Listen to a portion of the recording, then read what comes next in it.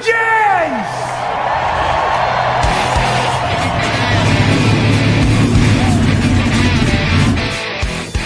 Hit the pace car! What for? Because you hit every other damn thing out there, I want you to be perfect! When I'm driving, I got a guy on the radio who talks to me. It's him. He talks to me. Well, I wanna be a race car driver. Pretty girls eating from my hand, yeah. Wanna live a life of fun and danger. No sweater working for the man, alright. Good evening, race fans. Welcome to the Hoobazoo Radio Network, and welcome to Drafting the Circuits. My name is Frank Santoroski. I'll be your host for the next hour as we talk about this past weekend racing, and we've got a lot to talk about. Got a full slate of panelists with me tonight. I've got Seth Eggert, I've got Christopher DeHarde, and as usual, I've got Luis Torres and Richard Youden. Guys, how we all doing tonight? Doing good. Very good, thank you. Far. 26 has been okay. Oh, okay. So let's lead off with the NASCAR, the Cup race at Talladega. It's Denny Hamlin was the winner, but things as they transpired in the race there and throughout the race that it went so long it actually got bumped off a network and moved over to NBCSN. There's a lot of folks are talking, a lot of folks are not happy, but fellas, I'm gonna let you have at it. Let's try to digest this, and whoever wants to start, jump right on in. The race was weird. Period. And I know I have a feeling DeHarde will disagree with me on this, but the yellow line rule is a necessary evil.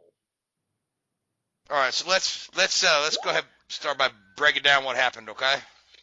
Okay, so you had a lot of hard, aggressive blocks from Matthew Benedetto, Erik Jones, William Byron, and Chris Buescher.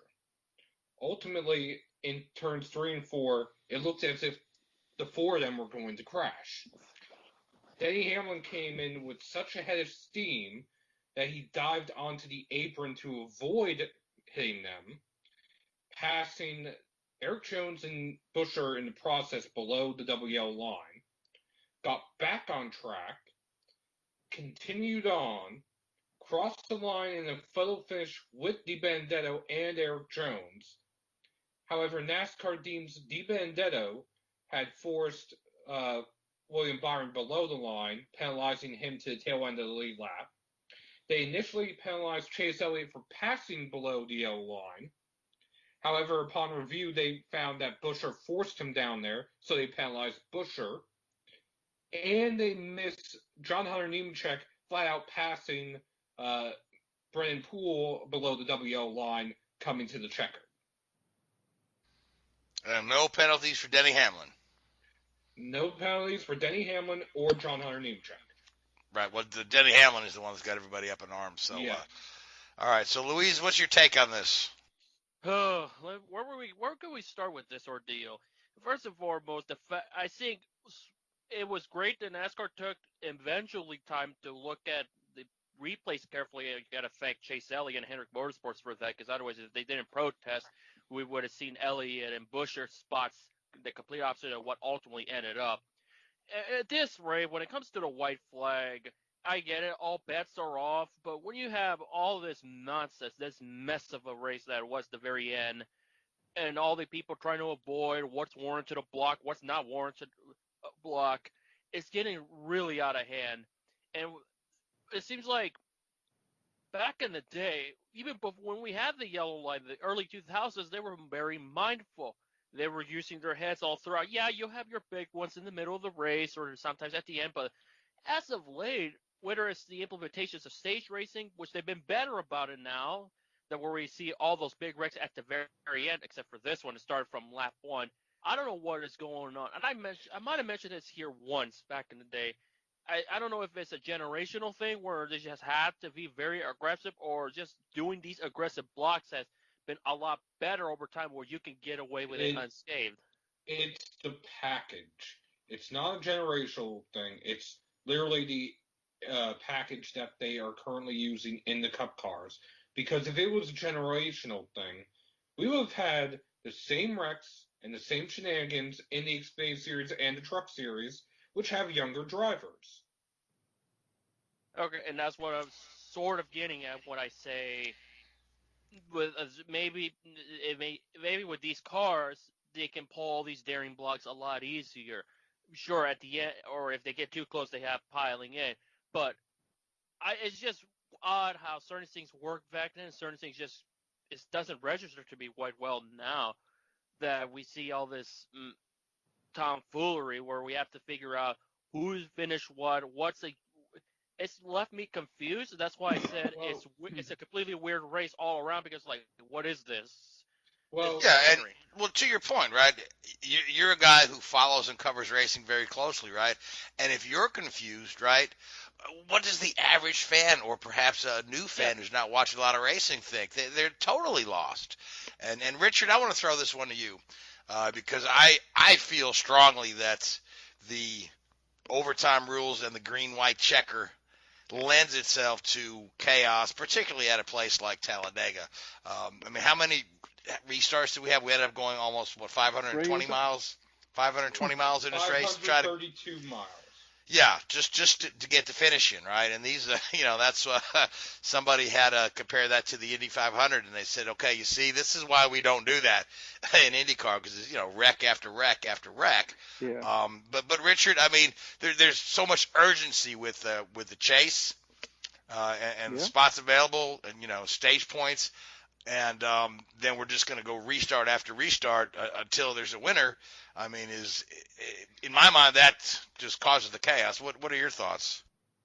It does cause chaos, but what we're talking about it. That's what NASCAR wants. NASCAR wants it to be the old water cooler discussion at Monday morning where the guy's like, hey, do you watch the race? It's like, oh, yeah, do you see the record? Yeah, that's what they want people to talk about.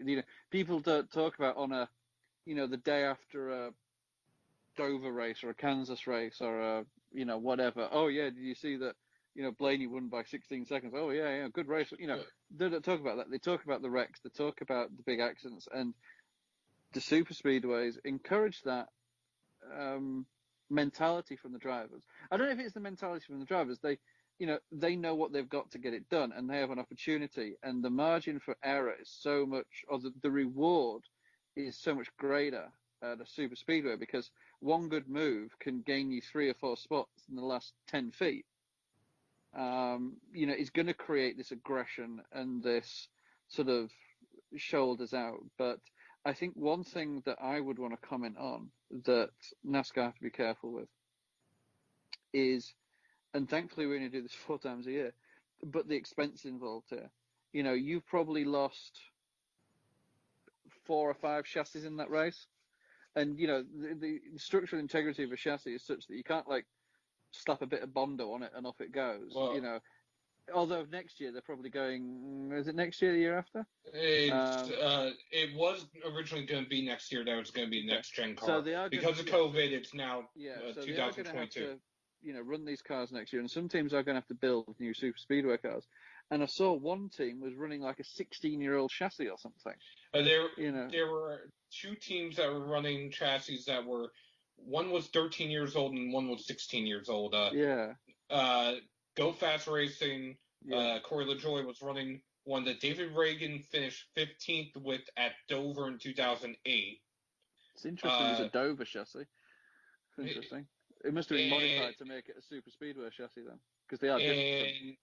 And Carl Long's team, the team that Timmy Hill drove for, the 66, was using Michael Waltrip Racing chassis 121, which my understanding would be from 2007. Yeah. So, you've got to look at this a little bit. Some of the smaller teams, the amount of damage that gets done and how this is going to hit their budget, it's not insignificant. And especially at the time when the sport's struggling to attract new teams and it's losing more teams than it's bringing in. You've got to question this mentality, and it's not a Hendrick or a Gibbs or a Penske or something like that. It's an accepted part of racing, and they will gain enough prize money to counteract that cost of rebuilding a chassis. But it is something that these guys need to consider. It's not cheap. The other thing to throw in there is think about the countless number of man hours it takes to repair, and rebuild those cars when those guys could be working on, development rather than just trying to, spending all their time trying to reassemble. No, disassemble. And that's where Hendrick, I'm talking, the big teams have the advantage is that they will have a R&D team, and some of the smaller teams, everybody does the same thing. Everybody all chips in. I mean, was it the Xfinity race or the Cup race where one of the teams has one full-time employee, and that's the crew chief? That is the Cup Series. That's Beard Motorsports or Beard Oil Racing, depending on which one you're Was that Brendan using. Gaughan? That's Brendan Gaughan, and they only run the super speedways. Yeah. This weekend is scheduled to be his last career Cup race. He had the big one in which Kurt Busch rolled over. Well, didn't roll, but landed on top of Cole Custer's car. He had that one avoided until Kyle Busch slammed on the brakes to avoid hitting Kurt, and his brakes locked up due to the earlier accidents, and he spun into Brendan. There's nothing Brendan could do.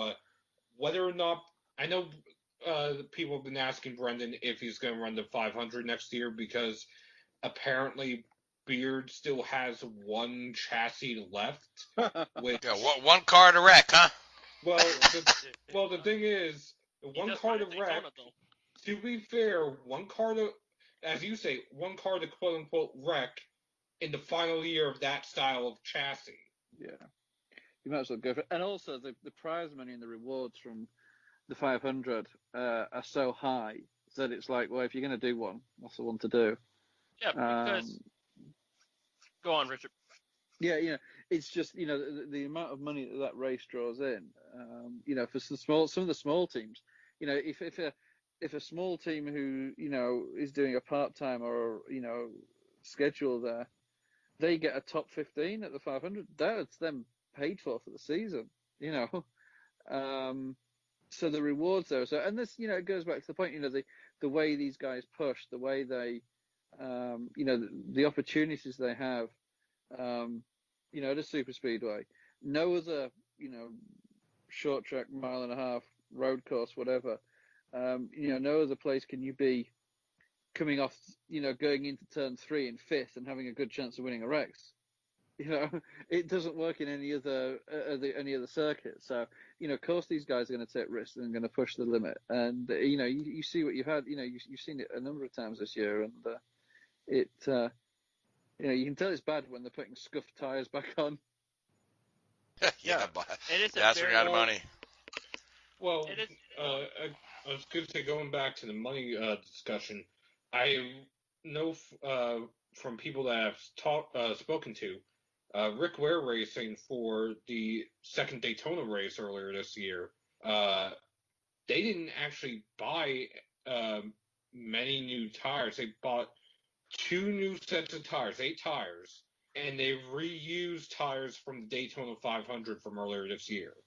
Yeah, I mean, round super speedways, tire wear is minimal. It's really not much of a big deal, like it used to be. The biggest issue is on restarts. The biggest issue for a new tire to a scrub or a scuffed tire is your restart. And no disrespect to guys like that, they're probably going to be sort of sitting in the back somewhere, and actually having a slightly slower start means you don't rear end the guy in the front of you who's also having a slow start. So I wouldn't say it hurts them all the time to be in that position.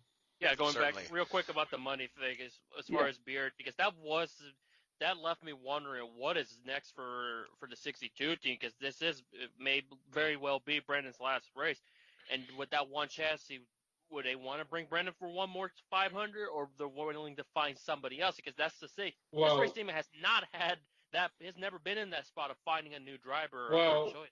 Well, I know based on what Brendan said at the media day back in February for the 500, that he was helping Mr. and Mrs. Beard, as he put it, find a new driver, that he was essentially going to handpick the driver for them.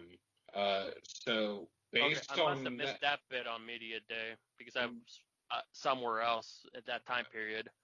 Based on, I understand. Based on that, I don't think Beard is going to have that big of an issue. It's whether or not they want to continue is the other thing, because of how much of an investment the new car is going to be, at least at first. It's going to be cheaper in the long run. So, but then again, they don't really have to upgrade that much equipment since they've essentially lost all but one. All right, so guys, before we, get too wrapped up in, the Brendan Gaughan's farewell tour, I want to talk to Chris. I want to talk to Christopher.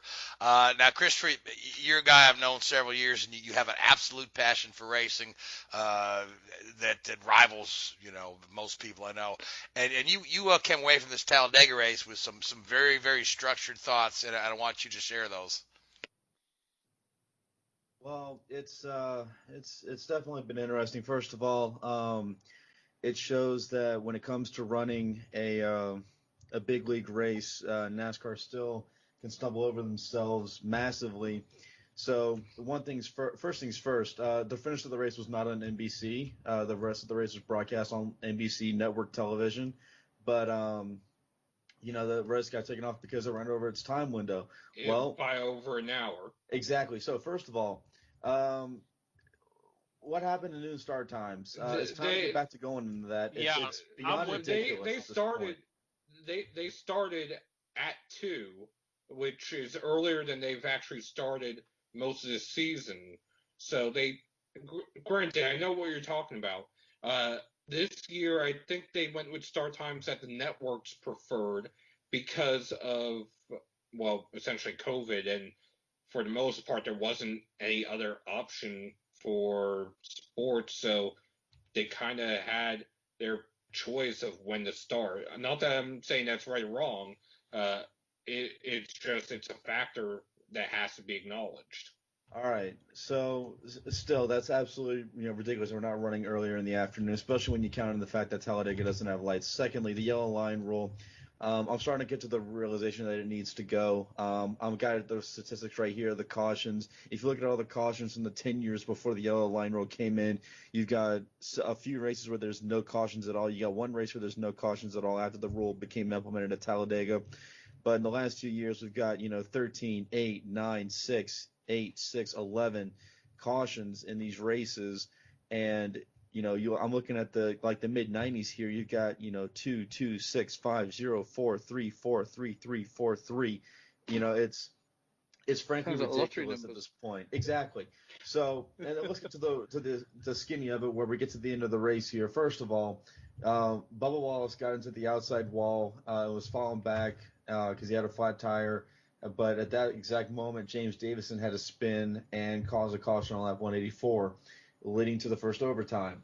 The drivers made it around 3/4 of a lap, just barely over 3/4 of a lap, and then you had a 1, 2, 3, 4, 5, 6 car accident on the front stretch right before the white flag. So of course we got to go, again, caution, and then another 5 or 6, laps under yellow, and then we come around again, and then all of a sudden we've got a 1, 2, 3, 4, 5, 6, 7, 8, 9 car accident in turn 4 when Bubba Wallace and I think it was Ryan Preece get tangled together there.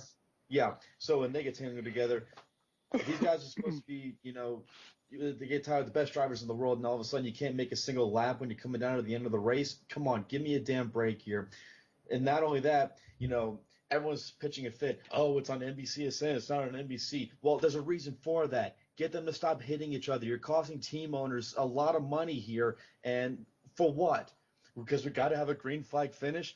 Everyone was pitching a fit about that at the Indy 500 this year when you saw that they couldn't red flag the race and bring everybody down pit road to have the last lap under green. And it's because of crap like this that a lot of people are starting to realize that it's not real. It's not good stuff. I mean, look at what happened to Ryan Newman at Daytona this year. It was a stupid, unnecessary accident brought about by this crazy notion that we have to have a green flag finish. We have to. Oh, my God. We need to finish under green. Stop this nonsense. Get rid of overtime. Get rid of the yellow line rule. It's ridiculous. Mm-hmm. Stop it. You're causing the team owners a lot of unnecessary headaches by having to rebuild crashed cars, and you're causing a lot of headaches by having to be like, okay, did he go underneath the line? Or was he advancing his position or whatever? Get rid of it. It's unnecessary. It's bogus. Now, if I may, the reason why the green-white checkered was brought in about It was 10, 04 15 when it years was ago now. implemented in Cup. Yeah. It was basically brought in because of fan complaints. Now fans are complaining about these wrecks costing And teams fans were money complaining and at shutting them Richmond down. like they had too much green flag running. Yeah. That the only caution they had were so the hell with it. It's Yeah. not worth it. And Richmond was a Now- good race now- too. But if I may, ignoring the green-white checkered aspect right now, the yellow line rule, like I said, is a necessary evil. Without it, you would have them going 12, 15 wide down the backstretch, trying to fit into turn 3, which is maybe 4 to 5 wide at most, Play maybe stupid 6 games, win if they're stupid lucky. prizes. And I'm pretty sure that would cause a worse wreck, possibly, than, I don't want to say what Newman went through, but a worse wreck than what we saw this past weekend. Now, Works as at far as- Phoenix, though, doesn't it? Yeah, but at Phoenix, they're not in a giant pack No, the that's entire true. time. No, that's true. And That's true.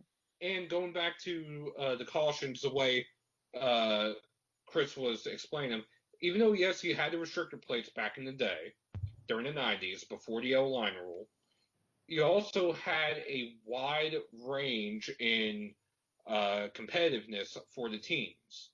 So you didn't have teams, or just about anyone who could win week in, week out. There was still a hierarchy, so to speak. Now the teams are so competitive.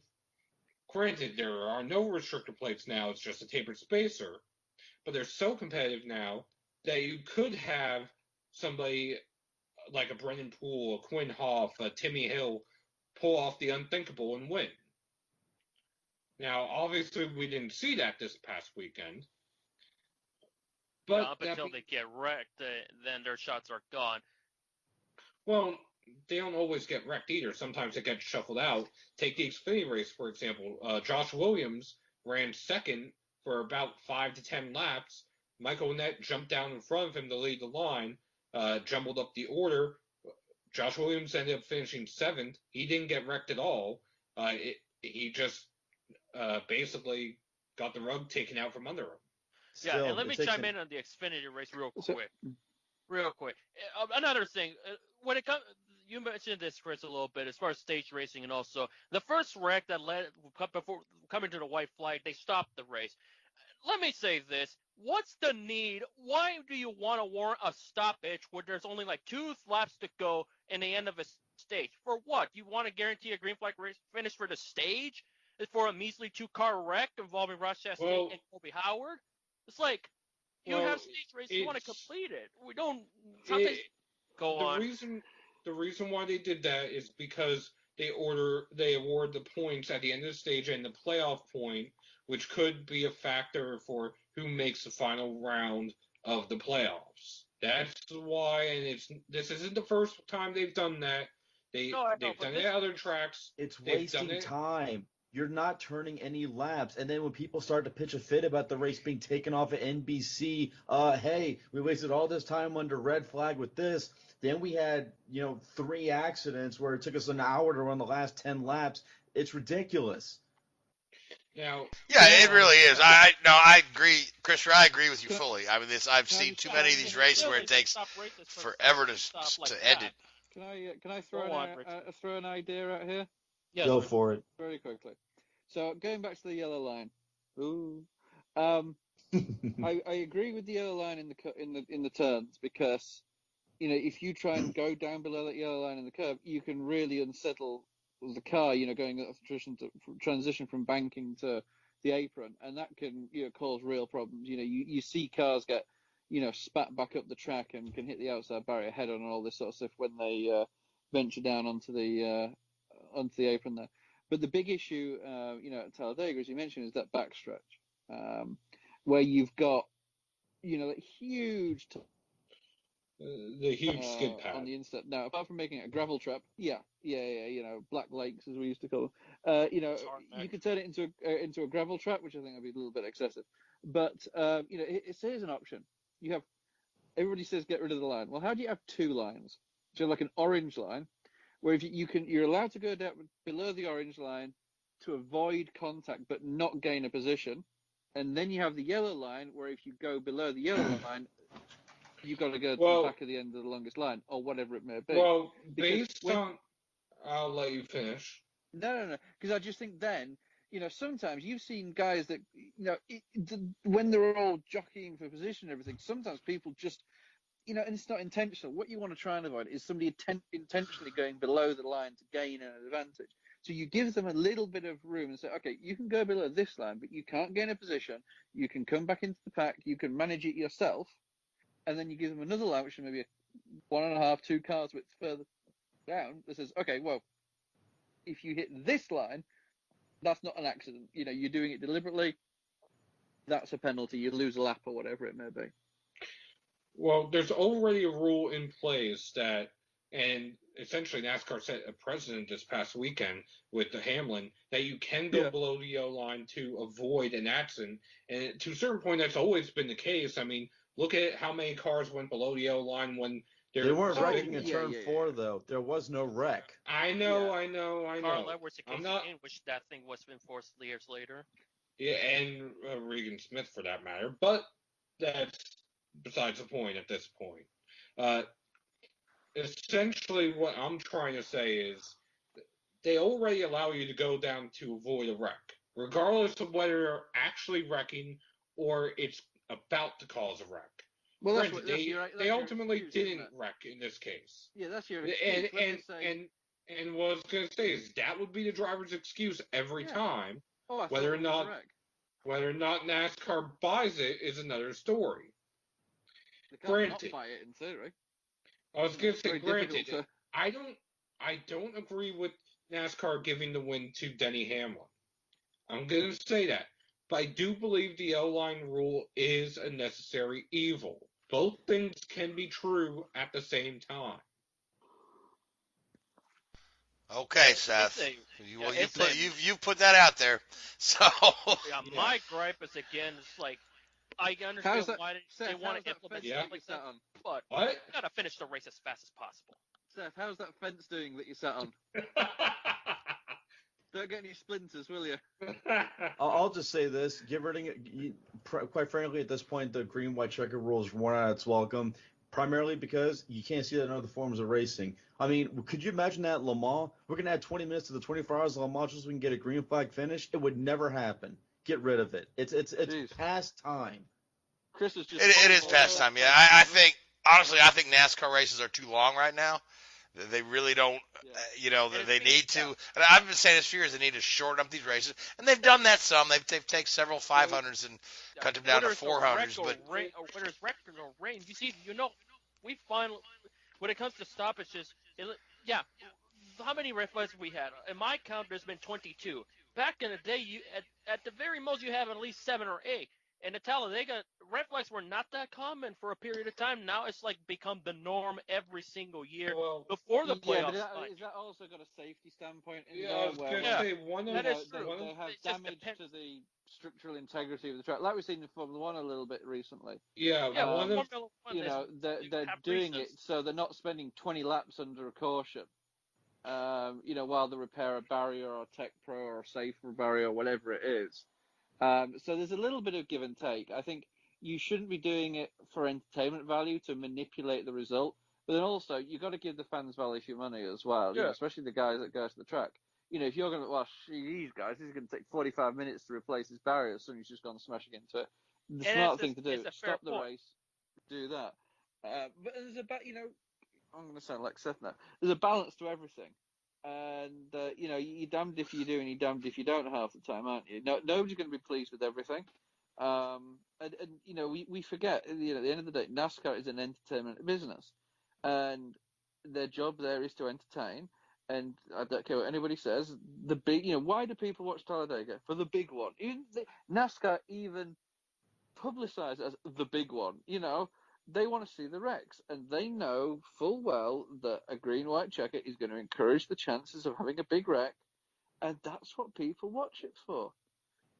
I would almost guarantee you that more people know who was nearly killed at Daytona than who won the race.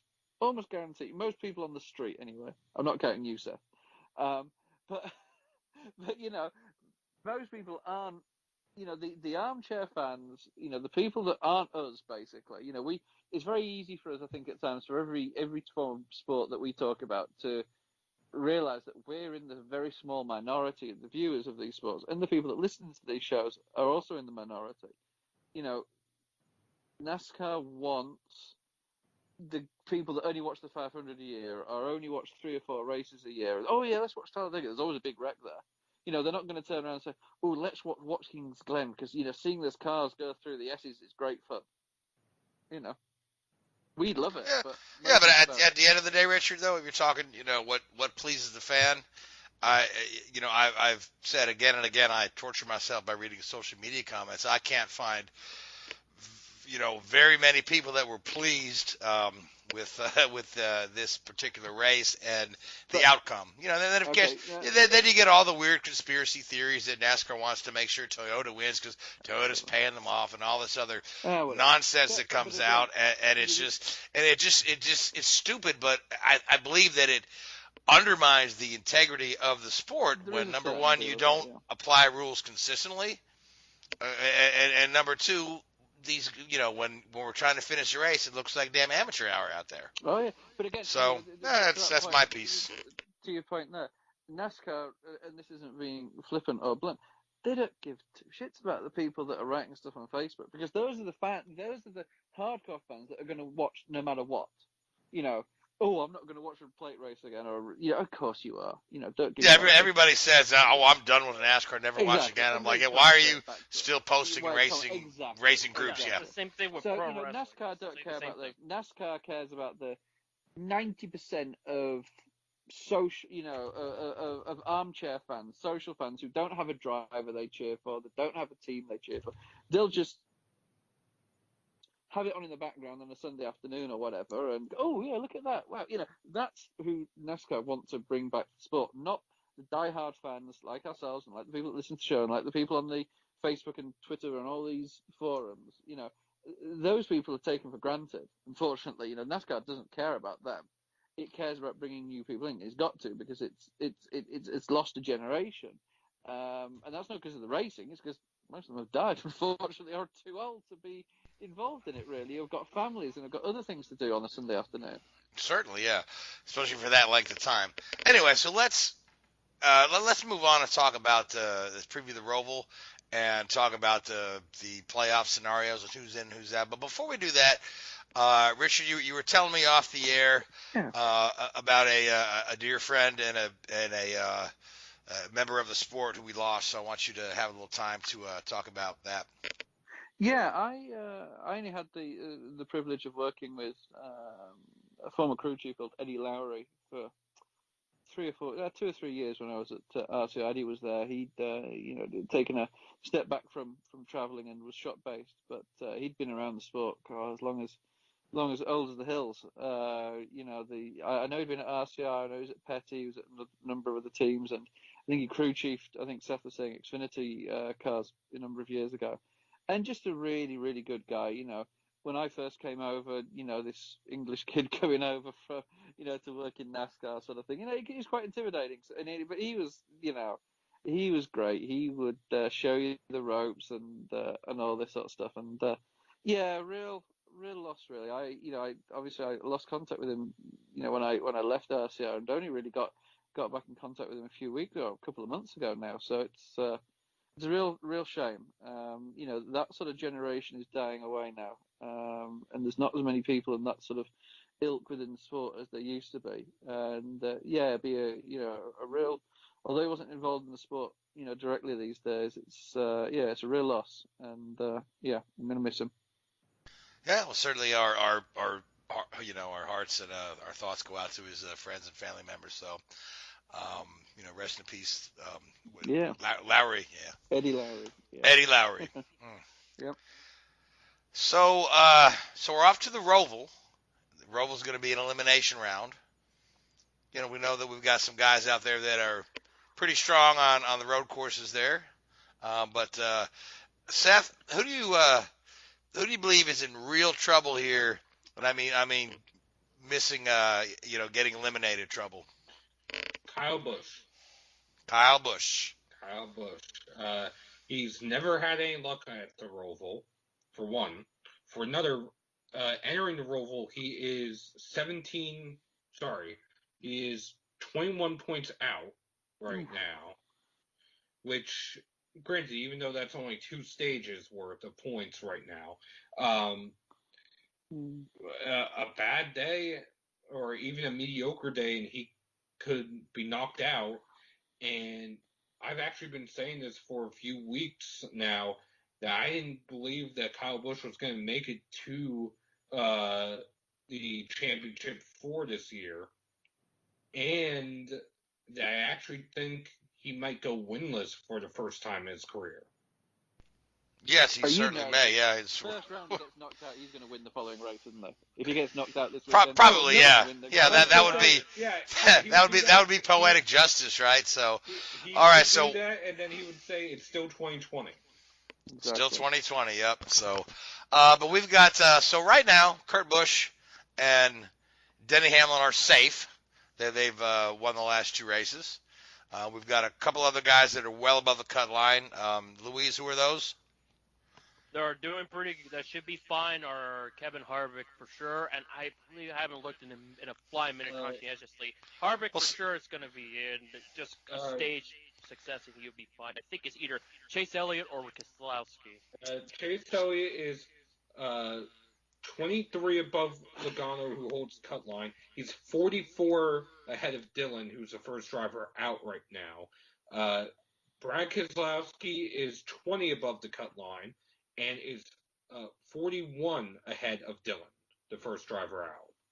I mean, I can see that nobody jumps in this week. I mean, I think that the points gap's so big that I think the bottom 4 going into the weekend are probably going to be the bottom 4 coming out, aren't they? Unless somebody wins. Unless somebody wins, yeah. And it being the Roval, the favorites are essentially Chase Elliott and Truex because they've been the dominant drivers on road courses the past 2 or 3 years now. Although I will throw this wrench into all this.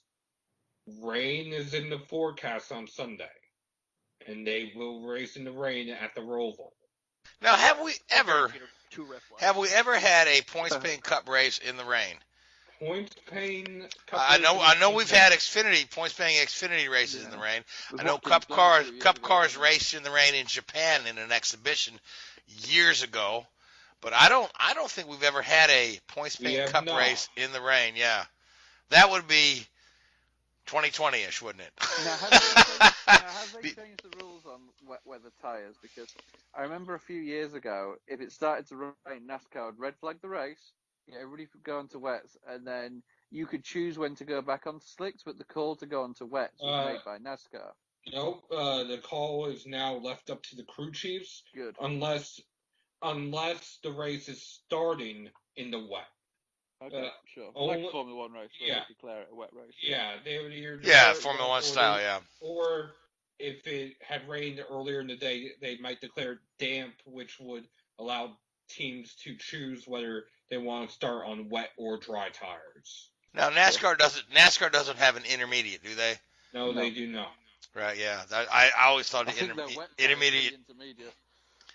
Yeah, I always wanted to say that the intermediate tires were garbage anyway. No, they didn't work in the wet and they didn't work in the dry. So, from the sounds valid. That's how I feel.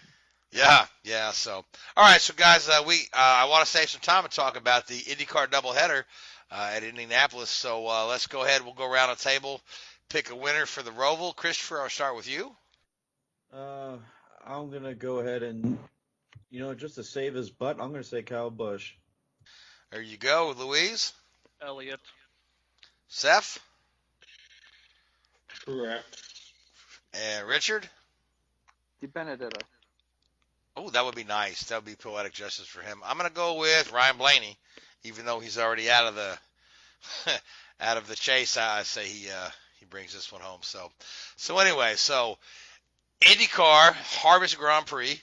It seems that October temperatures make the Indianapolis road course quite racy for the Indy cars. We saw a a lot of action. Yeah, I mean, and the Indianapolis, the Grand Prix of Indianapolis, as we've noted in the past, the one in May has been, it's been, sometimes kind of static, sometimes kind of boring, sometimes exciting. But we had two really exciting races to watch. Led by the excitement led by guys like Colton Herta, Award. Rhinus VK was phenomenal in race one. The winners coming out of the race were both Penske drivers, Joseph Newgarden, race one, Will Power, race two. Scott Dixon had a very mediocre weekend, and he allowed his big points lead to be chiseled down to where, Newgarden has a shot at winning this thing. The championship is now Dixon's to lose. Is St. Pete still a double points race? No, it is not. Good. It is not. Good. So now, Christopher, did you get a chance to go to the races? I know you live right there in Indianapolis. No, I was actually working Thursday. Working on Friday and Saturday. I did have the race on in the warehouse while I was working, and I was able to watch, the vast majority of the race. First of all, hats off to the, we talk about what happened with the NASCAR races past weekend. First of all, hats off to the Indycar drivers for managing to go 160 laps caution-free at the road course at the Indianapolis Motor Speedway. That's a very difficult feat to do, especially when you haven't driven this course in this kind of weather since 2016, I want to say, when the Indy Grand Prix was held in unbelievably frigid temperatures. I remember that year well. My wife and I we sat up in the Northwest Vista with blankets on us. Yeah. But no, it was very good. First of all, hats off to Joseph Newgarden for finally getting his first win on the IMS road course. That's definitely a challenge to do, especially considering how much Scott Dixon has not dominated this year. But Will Power, I mean, it was like almost like a vintage Will Power performance in that it was just lights to, well, I can't say lights, that's Formula One. It was flag to flag, just power all the way, but he kept Colton Herta, behind him as the race wound down. First of all, and Colton and Rossi had a great battle between the two of them. If Colton behind was Will Power, up beforehand because of he dominated at Laguna Seca, he got lucky at Coda. Keep Herta definitely. I think Herta definitely had his coming out party, and I would argue that Colton Herta's drive to second place in the second race is almost as impressive as any of his wins have been so far. The kid's got the right stuff. I'm happy that he did well. I'm happy for Rossi, getting a podium there. It was great.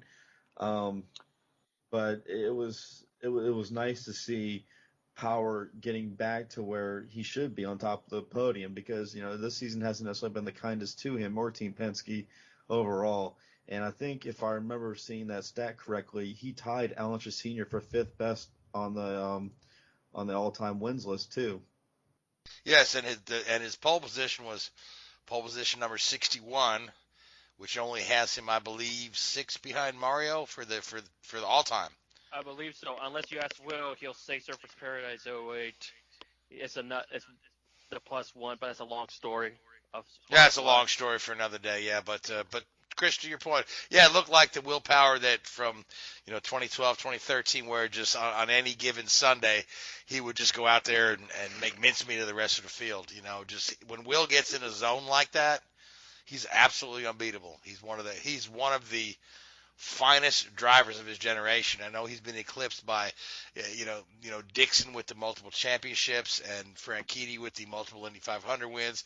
But if you don't appreciate what Will has done in his time with Penske since 2009, you're missing the boat. This guy is when he gets in the zone, he teaches a clinic. So here's a question for you, and I've been thinking this for a little while now. Do you think that obviously you can still, put on a performance as we saw on Saturday, but do you think he's past his peak now? Do you think he's got another championship in him? Or do you think he's going to, he's fading?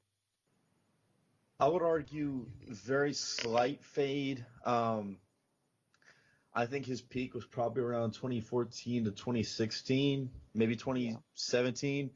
But I think he's just starting on that slight decline. He's still Yeah. damn good. Yeah. He could probably get you another top 3 in the championship, but I think for him to have another championship season like he had in 2014, he needs to have everything go right, and it's And do you so think difficult. maybe it doesn't help him that he doesn't have, a Dario out there, a number one rival? No, he does. Scott Dixon. Yeah. Yeah, I was gonna say, yeah. But it's a different dynamic, though, isn't it? But the interesting thing is we've never seen a championship battle come down to Dixon and Power. That's As true. long as those guys have competed against one another, It's because it was. like 3 or 4 years in a row. It's Franchitti Power, last Yep. race of the season, pretty much. Yeah, well, then it was, Power Hunter Ray in 2012. But I don't think Will has faded so much as the competition has stepped up. Well, He that's stepped also up another and thing blocked too. as well. Yeah, I mean Will's got solid teammates in Joseph and Simon right there. Those are probably his two Possibly an toughest. addition for next year. Those are his two toughest competitors. So I don't. I hate to think that Will has faded. Yeah, he's had some dumb luck, right? Yep. He's That's been the he story doesn't win much quite of as the often season. as he used to, but he's still, when he gets in his zone, I think he's I think he can win another championship. But again, I think the competition is stiffer than it was when he was and even then the competition was pretty stiff. He only he lost 3 championships in really tight battles and finally won the one. So, It doesn't change the fact that if you build a Mount Rushmore of IndyCar drivers in the last 20 years, he's one of the 4 you instantly put up there with Scott Dixon and probably Dario. The 4th one is just up to discussion, but I guess the last thing to think about is that Scott Dixon didn't have the best weekend. He lost quite a few points to Joseph Newgarden, so he really just has to finish in the top half of the field, and he's got the title confirmed. So if I Newgarden think wins, I think Dixon has to finish. I believe a 9th place finish locks up the title for him. And my concern with Dix, and it's been going on for a while. I know it hasn't been the greatest weekend, but look, Mid-Ohio wasn't that great either. He's had a rough stretch. By his standards, it's been rough because you had guys like the Andretti's and Will Power and Joseph Newgarden stepping up their game, whereas Dixon is just struggling to find that mojo that he had at the start of the year.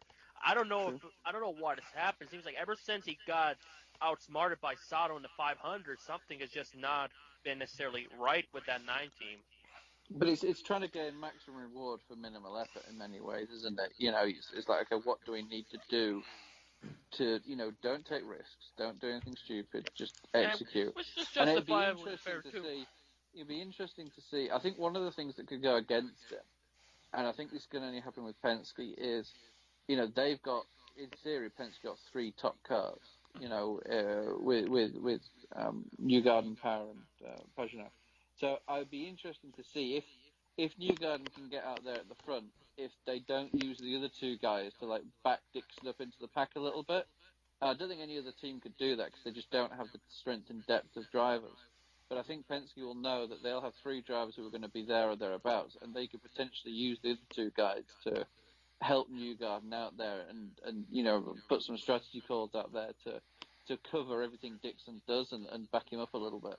For sure, what they don't want to do is what happened 5 years ago when the last guy had led the championship every race up until the finale with Juan Pablo Montoya, Will Power got into it. They do not want that again, because if Dixon hangs on and wins the championship, he did what Montoya didn't do, wire to wire the championship trail, at the points at the start and never lost it. So that's also on the line, and I imagine it's going to go down to the bitter end. But Penske do not want – that's the last thing they should have to worry about. They probably learned their lesson, and I hope Newgarden goes into it like any other race, like he always says all the time, treat it like any other race and see pit stops and other circumstances dictate the outcome.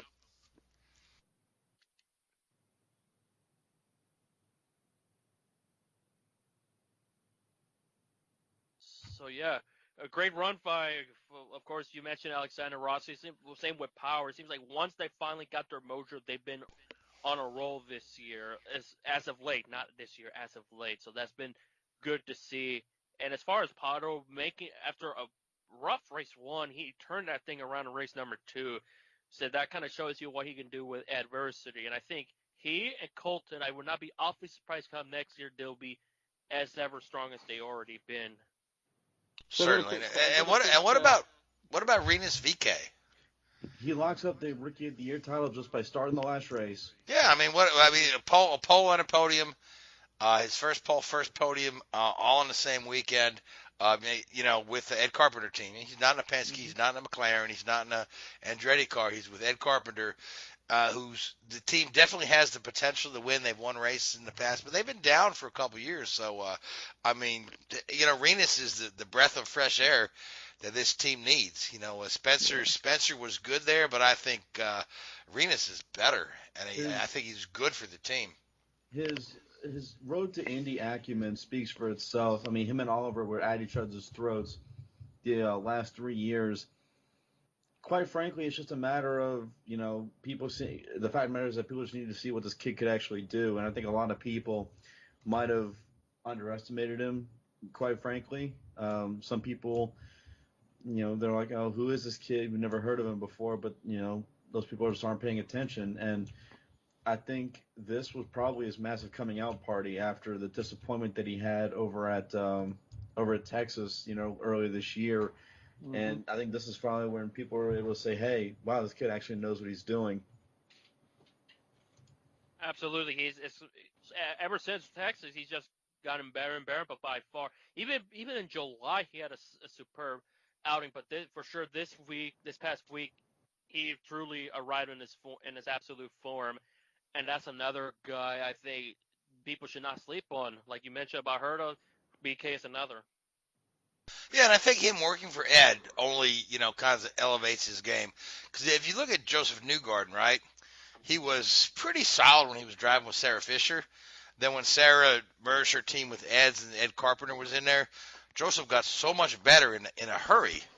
Real quick. So, say what you want about Ed, but I believe as a guy developing drivers and giving a driver good advice and helping with the setup, I think, that may be Ed's new calling, be the next Sam Schmidt, developing young drivers. I've got a very quick question. Go right ahead. Question. I haven't really thought about it. I know we're short on time. But when they run, the red and the black tire, are they the same compound throughout the season, or do they have specific red and blacks for specific races? Specific for certain races. So, well, first of all, obviously not all street circuits are necessarily the same. Some of them are, a little bit different here and there, but not all road courses are the same. They're not all built the same. You know that, Richard, after your years in Formula One. So certain road courses have certain tires built for them. Okay. Like the tires you see at Mid-Ohio, chances are they're the same tires you would see at Barber Motorsports Park. Yeah. But you probably would not see those tires at Road America. St. Pete or somewhere. Yeah, okay, yeah. Right, then you see a totally different tire at a Long Beach. Absolutely, yeah. Right, yep. No, but at the end of the day, since you mentioned tires, I always got to hand it to Firestone for just being a fantastic partner to the series. You never, hear the issues with the wrong compound or this or you hear that a lot in NASCAR. NASCAR guys are quick to blame Goodyear. Yeah, Formula One is quick to blame Pirelli, but my gosh, Firestone really has their game together, and they have for a number of years. Fantastic partner for the series. So, and speaking of partners for the series, big announcement this past week regarding future engine rules and continued contracts with both Honda and Chevrolet, and this is on the heels of Honda announcing that they're walking away from Formula One after next season. So, Christopher or Louise, I know both you guys were paying close attention to the news conference. Let's weigh in on that a little bit. Go ahead, Chris. You can go start with that one. Well, first of all, we knew full well with the pandemic that we were going to have a delay in engines being updated, but it was good to see just after Honda announced that they were pulling out of Formula One that they've continued their commitment to IndyCar. It's fantastic to see, but I'm still looking at this empty-handed because we still don't have a third manufacturer involved yet. There's a lot of things I still want to see. We still haven't seen yet. I mean, I'm happy that they're back. I'm happy that we have, more horsepower coming in a few years. But I'm still underwhelmed because we don't have a third manufacturer yet, and we've been, talking about this, for so long. Is it going to be Ferrari? Is it going to be so and so? This and that, and I'm like I said, I'm happy that they're back, but I'm still waiting to see. Hey, where's our other OEM here? We gotta get this. We gotta get this straightened out here now. Yeah, and well, I mean, the good news is both Honda and Chevrolet have both said that they would welcome a third manufacturer and do all they can to help as well. So Yeah, now, Richard, that was my big takeaway from this whole ordeal is that they're willing to have competition, because sometimes I know when manufacturers, I think they're encouraged, they want to have somebody to compete, somebody to beat them. The more manufacturers come along, I think the better gives them more options. But who knows, maybe interest for other race teams. But like Chris said, we're still waiting on that, and I think once we get that, I think it's going to be more intriguing. Good to see Honda and Chevy sticking around, especially with them. Honda leaving Formula One. I think they might pour more dedication to IndyCar, which will certainly help them a lot in the long run and just the sports landscape. all right, now Richard, Honda leaving Formula One, that leaves a significant hole to fill for the Red Bull team. So what are you hearing? I've heard that Renault is maybe interested in giving them an engine, or do you think they'll go a different route? Honda said they're free to develop the existing engine on their own. What do you think? It wouldn't surprise me if they go down that route. Now, obviously, I think when they were involved with Aston Martin, a lot more, there was talks about going down a engine development route. Now, obviously, Aston Martin are setting up their own team and using the Mercedes engine. That's gone by the wayside. I know for a time there, Red Bull employed Mario Illin from the Ilmor group, Ilmor fame, for a while there as an engine consultant when Renault was struggling. It puts, Red Bull have been massively backed into a corner, haven't they, with Honda leaving? Mercedes is never going to provide them an engine. Ferrari are never going to provide them an engine. And of course, Renault are just laughing their heads off. Hey, that means you're going to have one of our engines. Remember how that ended? So from a Red Bull standpoint, it's pretty, lesser of the three evils, isn't it? Well, it's lesser evil than running without an engine. Yeah. But yeah, it wouldn't surprise me if Red Bull don't go down their own development route. I know they were looking at that quite seriously when Renault were struggling and eventually pulled out. But it's a shame. Honda have done this in the past. There's only so many times you can do this before you realise that, it's just not going to work. And it's a shame, really, because I thought they were onto something. Obviously they had a lot of bad press. Yeah, it's that. For a match for anybody this year. Yeah, it's an absolute bummer that Honda's leaving again. I think in my eyes, it seems like they were very spoiled the first run, because remember when Honda came, recent memory, of course, relatively recent memory, Honda came along with Williams and then McLaren, and look how they were instantaneously successful. And then they went away and they came back with big expectations with BAR. That didn't work. Then Honda re-merges and then just have that bad rep, as you said, and now they can't get the job done as far as the rival Mercedes. It's a cultural thing, I think, with Honda. They're very, this isn't meant in a disparaging way, they're very Japanese. I was part of the BAR team when Honda initially bought into the team and then finally bought them out in the end of 2005 going into the 2006 season. And, the finances were there and the resources were there and the people were there. It was just they have this quintessentially Japanese way of working, which doesn't, I'm not saying it's not successful, and it certainly does work under certain circumstances. Obviously you see that with the road cars, but something not quite right with how Honda works with in the racing world. Especially in such a high demand environment like Formula One.